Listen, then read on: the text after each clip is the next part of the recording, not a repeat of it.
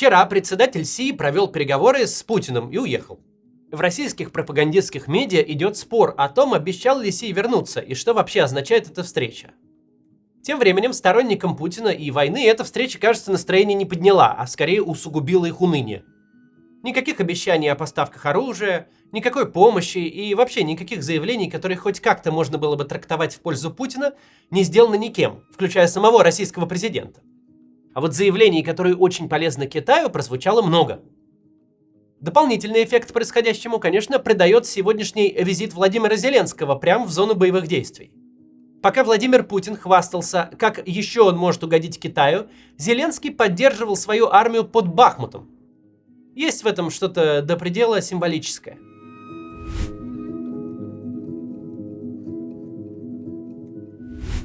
Какова базовая социальная опора путинского режима? Кто поддерживает его действия внутри России и вне ее? Если оставить за скобками лоялистов, которые узнают правильную версию событий из телевизора и ни на что на самом деле не влияют, то мы увидим, что ядро поддержки – это люди совершенно определенных взглядов. Националисты, имперцы, полный ассортимент ксенофобов. Все люди, которых Екатерина Шульман обозначила как партию объединенных мракобесов. Они вроде бы получили то, о чем давно мечтали. Внешнюю агрессию, резкое ужесточение режима внутри, расправу над всеми, кого они считали пятой колонной, врагами и предателями, разворот в какой-то мнимый традиционализм. В общем, хотели сильного государства и получили. Но только поначалу. Пока летели ракеты, шли танковые колонны, и каждый заголовок приближал читателя к центру Киева, все им нравилось. Но потом все резко пошло не так. Преследование ЛГБТ, зачистка книжных полок от крамолы и разврата, уничтожение либеральных СМИ и выдавливание из страны всех, кто сбивается со строевого шага, дело, конечно, хорошее. Только вот происходящее на фронте и во внешней политике походило на что угодно, но никак не на блеск империи. До какого-то момента у них получалось убеждать себя, что на самом деле все не так, как выглядит. Что мы просто по-настоящему еще не начинали, а сейчас как начнем. Но всякий раз, когда российская армия отступала, всякий раз, когда угрозы, ультиматумы, анонсы больших и решительных шагов так и оставались словами. Когда лидеры западных стран протерли глаза, перестали наматывать сопли на кулак и стали отвечать Путину так, как он того заслуживает. Тогда-то провоенная публика погрустнела, приуныла и породила жанр Z-нытья, который быстро стал мейнстримом. Ничего-то наша армия, оказывается, не может. Никто нас теперь не боится. Все делают, что хотят.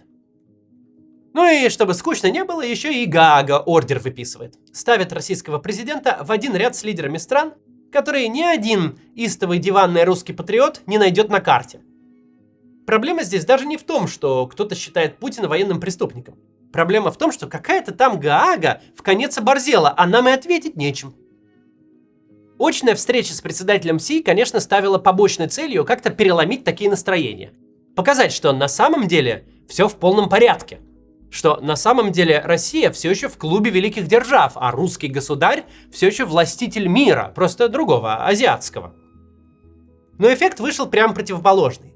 Z-общественность не могла не заметить тот простой факт, что это не была встреча равных.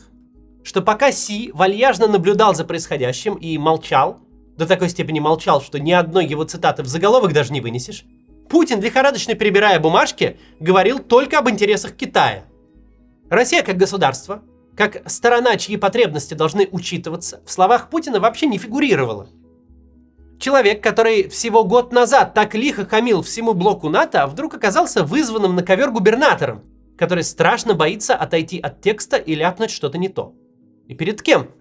Не забываем, что наша Z-общественность, помимо всего прочего, народ до пещерного расистский. С их точки зрения, это не просто российский президент, как школьник отчитывается перед китайским председателем. Это еще и русский царь, который расшаркивается и стелется под какого-то азиата.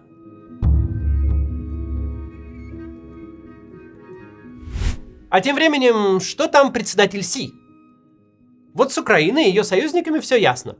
Может, они и тянут вола за хвост, может, и рожают каждое решение в тяжких муках. Ну так и рожают. Дают технику и боеприпасы, помогают с разведданными и с деньгами.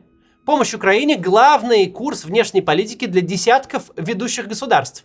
Все остальные вопросы оставлены на послевоенное время. Если сегодня какая-нибудь европейская страна хотя бы месяц молчит о новом пакете помощи, Ее молчание замечают все и косят глаз. И это работает. Это позволяет Украине не только успешно обороняться, но и наступать, выносить российский фронт. Россия же вынуждена расконсервировать танки Т-54. Танки, разработанные в середине Второй мировой войны и принятые на вооружение в 1947-м, направляются эшелонами на Запад прямо сейчас. Это танки, которые своими глазами видел Сталин. Эти танки — ровесники автомата Калашникова, и сегодня они едут на фронт, где будут под управлением, в лучшем случае, правнуков своих первых мехводов, которые, кстати, за 2 месяца до управления этим танком еще работали на гражданке, и танка никакого в глаза не видели, кроме как на параде. Надо ли говорить, что это не слишком боеспособная конструкция? Российские войска просто воют от дефицита боеприпасов. Да, у Украины тоже дефицит, но Евросоюз уже принял программу производства 1 155 миллиметровых боеприпасов. У Китая есть сколько угодно техники, снарядов и запчастей. Он мог бы помочь, причем существенно. Но обратите внимание, даже разговоров таких нет. Ни просьб, ни даже намеков.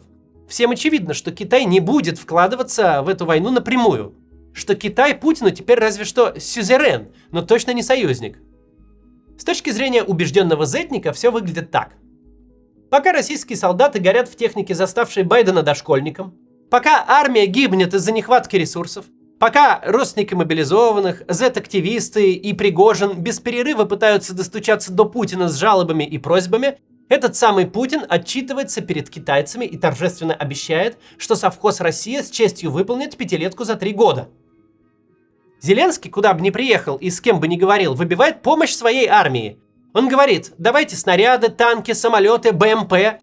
Каждая его встреча – это работа на свою армию и на свой народ. Путин при китайском шефе не рискнет даже заикнуться о помощи своим. О том, что его армия отчаянно нуждается в ресурсах, которых у Китая в избытке. И плохо для зетников даже не то, что не рискнет заикнуться, а то, что это очевидно всем участникам и зрителям. Си готов выслушивать вассальные словословия, однако на любом конкретном разговоре о конкретных действиях встреча сразу же заканчивается. Китай не союзник России, зато Путин союзник Китая. Китая, но не своей армии. Вот как это выглядит.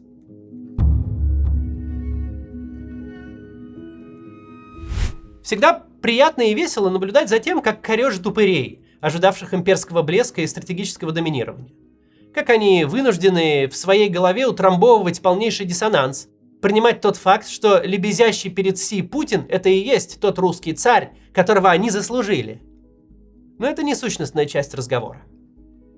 Сущностная часть в том, что и нам радоваться особо нечему. Мы оказались в той точке, где российская внешняя политика представляет собой вот это вот позорище. Где уже не стоит вопрос поиска союзников, зато лихорадочно ведется поиск тех, кто сходу нахрен не пошлет и не введет санкции. Именно на этой встрече разница между внешней политикой здорового человека и путинской очевидна как никогда. Внешняя политика – это продолжение внутренней. В нормальной ситуации она служит внутренним интересам. Для Китая интерес очевиден. Ему нужно максимально снизить свои издержки от войны и нарастить выгоды. Китайским компаниям совсем неплохо от того, что российский рынок под них зачищен. Китайской энергетике и промышленности и совсем вовсе хорошо от того, что цена на нефть и газ теперь определяется в Пекине. И товарищ Си приезжает в Москву. Приезжает диктовать интересы своей страны. Это по-настоящему рабочий визит, ведь Си работает на свою страну. В перевернутом путинском мире, в мире его постоянного реконструкторства и геополитических фантазий, все работает с точностью да наоборот. В этом мире внутренняя политика и интересы России не более чем инфраструктура для обслуживания внешнеполитических амбиций. Чтобы показать, что слухи об изоляции преувеличены, что взрослые мальчики все еще готовы играть с Путиным, он может пожертвовать чем угодно. Чтобы Си просто приехал, просто оказался за одним столом, Путин может пойти на любые его условия, дать ему все, что он захочет. Пока Си работает на свою страну, Путин работает на свое мелкое тщеславие и геополитические фантазии. Мы можем обсуждать, как делали это в прошлом ролике, какие выгоды Китаю несет сотрудничество с Путиным. Но обратите внимание, не только мы, но вообще никто из сколько-то независимых спикеров не обсуждает здесь выгоды для России. Потому что очевидно, что им просто неоткуда взяться. Выгоды могут быть лично для Путина. Путин демонстрирует своим элитам, пусть Запад его и списал, он все еще не сбитый летчик, у него пока все еще есть внешняя легитимность. Но даже в шутку не предполагается, что такое сотрудничество может быть чем-то полезно для России. Россия задешево отдает энергоносители, Россия отдает свой внутренний рынок, Россия готова на любые преференции от Китая, но шагов навстречу, каких-то уступок со стороны Китая никто даже не ждет. Ласковое слово и одобрительный кивок – это максимум, и все это осознают.